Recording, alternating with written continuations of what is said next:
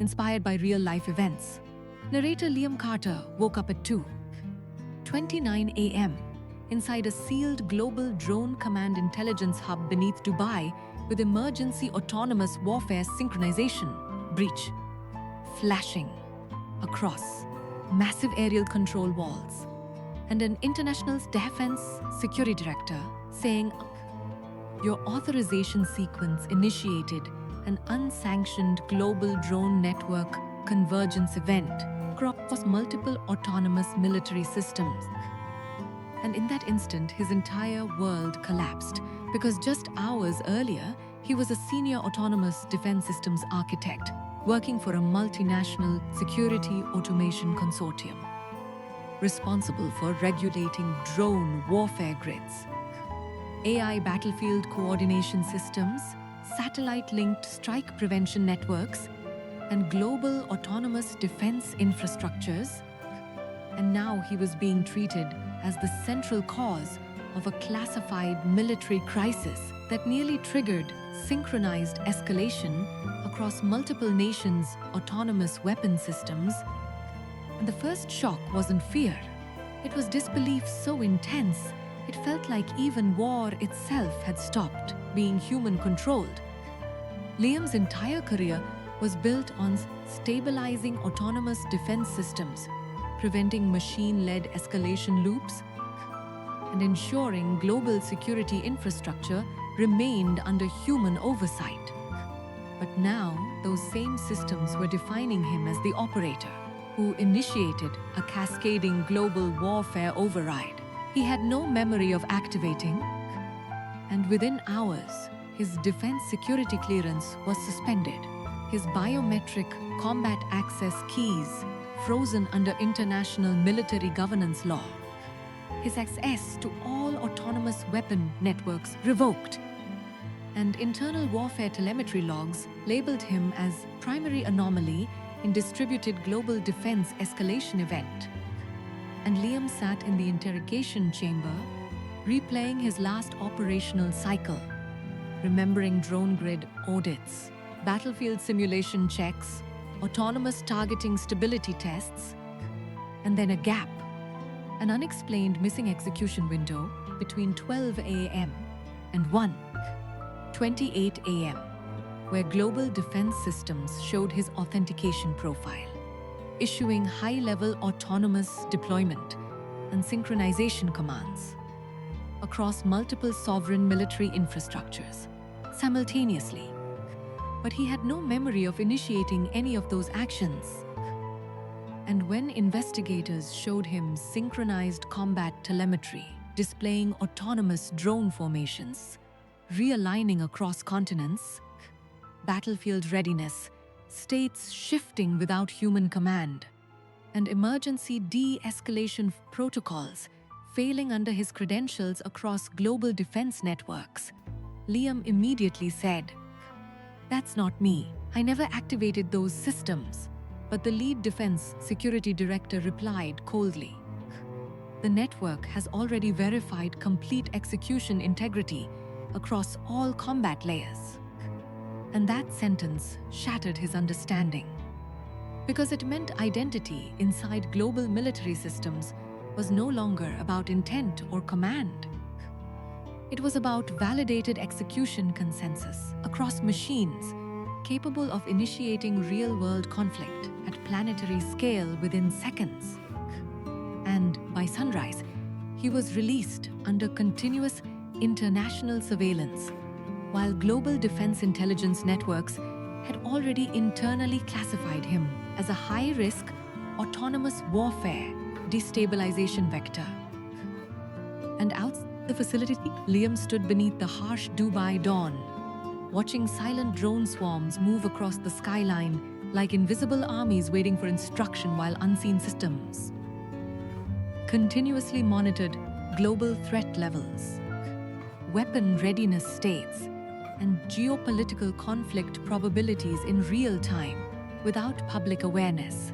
And that night, he received a message through an encrypted military relay saying, "If you want to understand the convergence event, come to Sublevel Vault. Omega beneath the abandoned Defense Synchronization Archive, no devices. And despite knowing it could permanently erase whatever remained of his freedom, he went. Because when a system defines you as the trigger of global war escalation, truth becomes more important than survival. And deep beneath the abandoned defense archive, he met Commander Arya Vance, a former global autonomous warfare strategist who specialized in combat network integrity and battlefield anomaly reconstruction. And she didn't soften the reality. She immediately showed him reconstructed deployment flow pathways and said, "Your identity wasn't physically present inside the execution layer. It was replicated through a live authentication relay embedded inside the global defense network." And Liam instantly said, "Then I can prove I didn't do it." But Arya replied, "You're still thinking like someone inside human command structure, not like someone inside autonomous warfare. Infrastructures where execution itself becomes accepted reality. Once battlefield stability converges around it." And she explained that the incident wasn't a single rogue command, but a coordinated manipulation of global military systems, where authentication signatures could be mirrored into distributed combat frameworks, allowing massive autonomous escalation cascades to propagate under legitimate operator identities while erasing conflicting command logs across redundant defense layers. And Liam's profile had been selected because his operational history showed exceptional stability across global defense systems with near-zero anomaly deviation, making him the perfect attribution anchor for rapid containment of a globally catastrophic military event.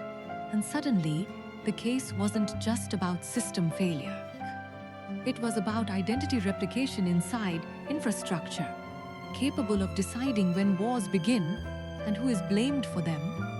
And Arya offered him a choice: step away and let the system finalize him as the architect of the global warfare escalation, or help her trace the internal combat relay chain before it was permanently overwritten by automated containment protocols designed to preserve geopolitical stability at any cost.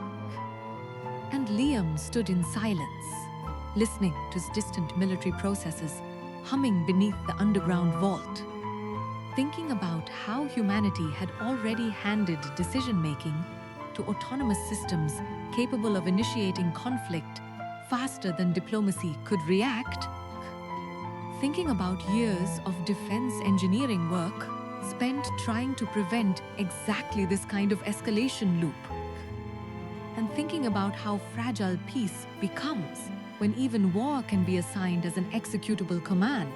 And finally he said, "If my identity has already been used to manipulate global defense systems without my consent, then I have nothing left to protect except the truth itself."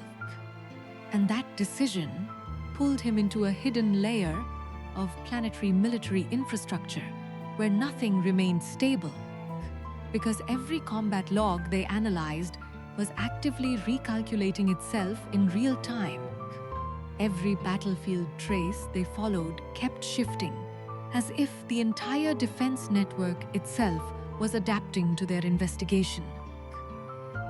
And soon they discovered the breach wasn't external enemy hacking, but internal privilege abuse, who'd been involving a senior defense strategist who had been quietly rerouting authentication sessions, unauthorized global optimized warfare arrays, hidden inside worldwide military optimization programs.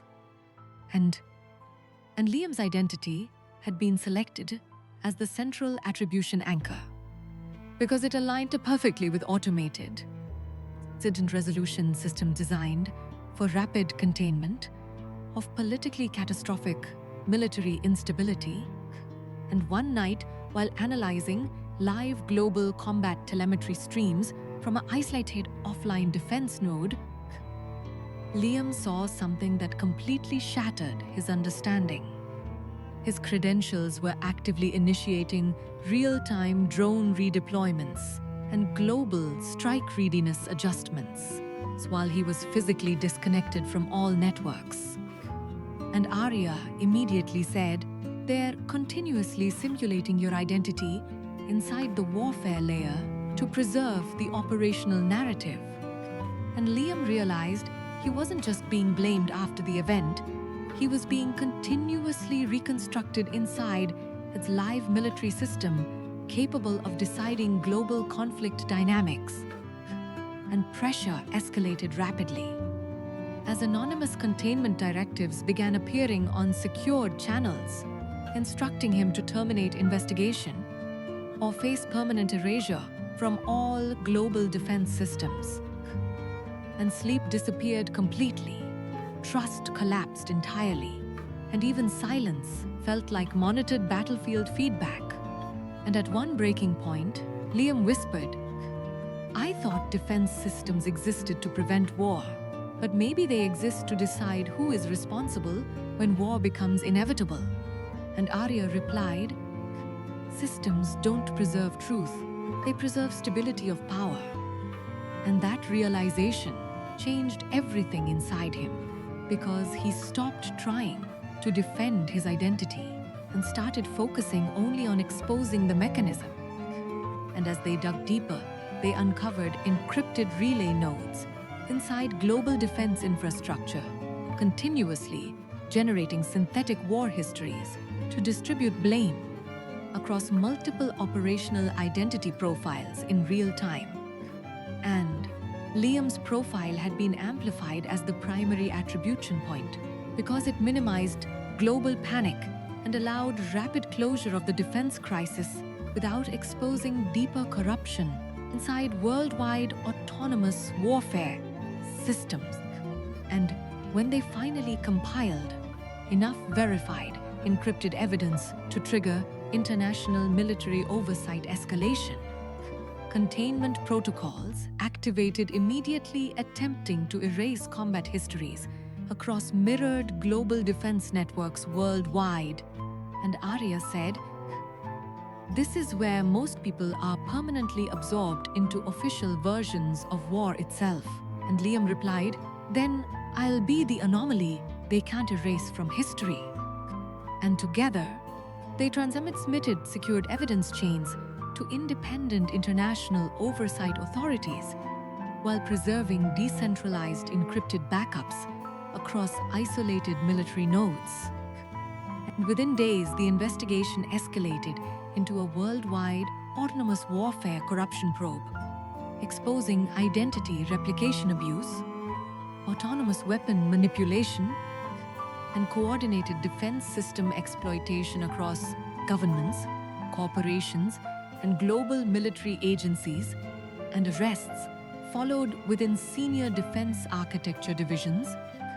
And when it was over, Liam stood alone beneath the silent Dubai skyline, watching drone formations continue their endless patrol routes as if nothing had ever happened, realizing that the most dangerous truth about advanced systems is not that they fail, but that they can assign failure to a single identity and make it appear historically undeniable. And a week later, when he met Arya for the last time beneath the dim glow of dormant command cores, she asked him, "What did this change in you?" And Liam looked toward the endless sky, filled with invisible machines controlling global security, and said, "It showed me that identity inside systems is never control. It is assigned blame." And she asked, "And what did you gain?" And after a long silence, he replied, "The understanding that truth doesn't survive inside controlled systems of power. It survives only in the people who refuse to accept a version of themselves generated to protect the stability of war itself." And as he walked away alone into the desert morning, beneath a world still silently governed by invisible autonomous defense systems, he finally understood the deepest reality of his journey. that sometimes life doesn't destroy you directly. It quietly assigns you the responsibility for global war itself and waits to see if you accept the system's version of reality.